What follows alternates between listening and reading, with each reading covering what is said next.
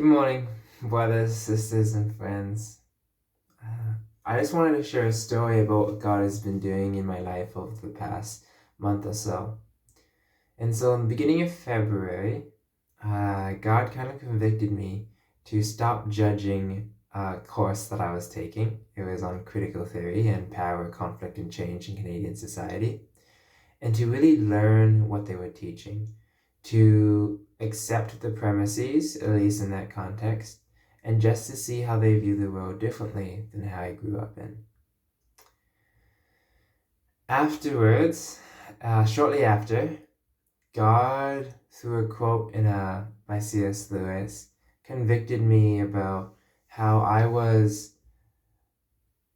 more obsessed with the environment that God provides after we die, this idea of the kingdom of God, of working without toil, than I was in love with God or obsessed with God.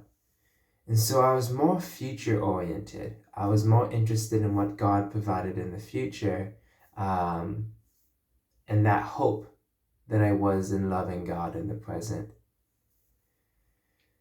So that really convicted me, and I recognized that if I was relating to God that way, I was probably relating to other humans that way as well. Shortly after that, I recognized that I had an insecure attachment with God. And so I recognized that because I was so obsessed in the work and how God creates an environment for work, I also recognized that I felt like I had to earn the approval of God. That yes, God loved me unconditionally, but I still had to work, and I still had to put a lot of effort in order to be considered faithful and pleasing in the sight of God. In other words, for God to like me, I had to work really hard.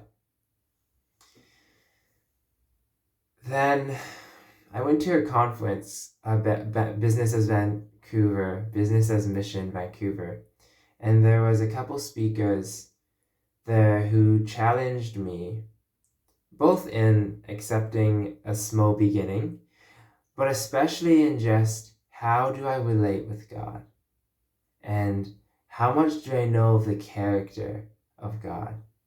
Not the character, but the personality. And one speaker, his name was Mr. Bill Job, he talked about how he delighted to be in the presence of God and how he really liked God, when many religious people were more, kept their hearts distant from him. And I kind of resonated with that. And so since then, someone recommended a book called Practicing the Way by John Mark Comer. And it was really interesting because shortly after they recommended that, I think my father bought the book on Kindle. And so it randomly appeared in my Kindle, which I also used to do some of my academic readings.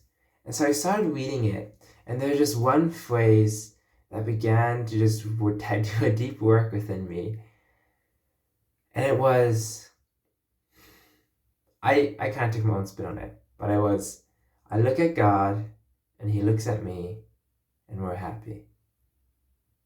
My spin on it is, he looks at me, and I look at him, and he's smiling.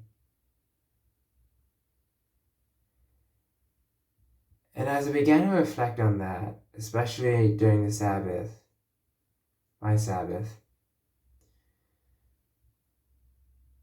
there's just this idea of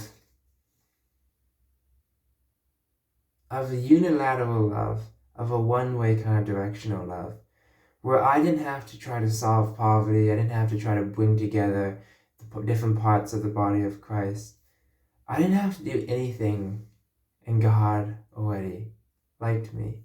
He was already pleased with me. And yes, just because I don't have to earn the pleasure of God, I think God is still pleased with our effort. And I think that honors him, and I think that's a good way to respond to his love. But just starting from the foundation that God is smiling, and that perhaps that's his default. Perhaps that's his default way he relates to us, to his children. That began to do work within me. And so that was actually last Sunday. So then the problem is I wake up Monday and I just suddenly feel not very motivated. And I'm reflecting on that. And I'm like, why do I feel less motivated? Am I becoming a little depressed? Am I becoming melancholy? And then I just looked within myself to a part of myself that was so familiar I took it for granted. And then I realized it was missing. And what part that was missing was my restlessness. I think I entered into high school as well as all of university up to this point with this sense of we have to be advancing God's kingdom here at SFU. We have to be loving people. We have to be bringing the outsiders in. We have to be a radical and countercultural witness in this generation. And I recognized because of how I related to God, I was often serving people out of this anxiousness of having to